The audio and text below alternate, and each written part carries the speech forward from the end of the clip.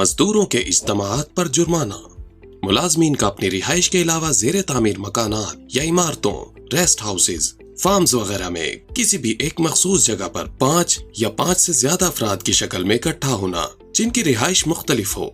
पहली बार इस्टेब्लिशमेंट या उसके जिम्मेदार फर्द को 50,000 रियाल जुर्माने की सजा दी जाएगी, जबकि जो भी शख्स शिरकत करता है या इज्तिमाआत में शिरकत की दावत देता है या उसका सबब बनता है उसे 5,000 रियाल जुर्माने की सजा दी जाएगी।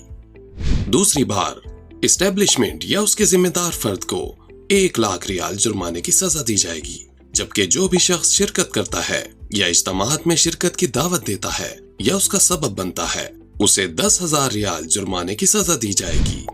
तीसरी बार इस्टेब्लिशमेंट या उसके जिम्मेदार फर्द पर दूसरी मर्तबा लगाए गए जुर्माने को दुगना कर दिया जाएगा और अहलकार को पब्लिक प्रोसिक्यूशन के पास भेज दिया जाएगा, जबकि जो भी शख्स शिरकत करता है या इज्तिमाआत में शिरकत की दावत देता है या उसका सबब बनता है उसे पब्लिक प्रोसिक्यूशन के पास भेज दिया जाएगा। अगर ये एंटरप्राइज निजी शोबे से वाबिस्ता है और खिलाफ वर्जी पहली बार हुई है तो ये 3 माह के लिए बंद होगी। खिलाफ वर्जी दूसरी बार होने की सूरत में सहूलत 6 माह के लिए बंद रहेगी। अगर खिलाफ वर्जी करने वाला शख्स सऊदी अरब में अकामे पर रिहाइश पजीर है तो उसे मुमलिकत से निकाल दिया जाएगा। उसके खिलाफ आयद सजा के नफाज के बाद उसे मुस्तकिल तौर पर दाखिले से रोक दिया जाएगा।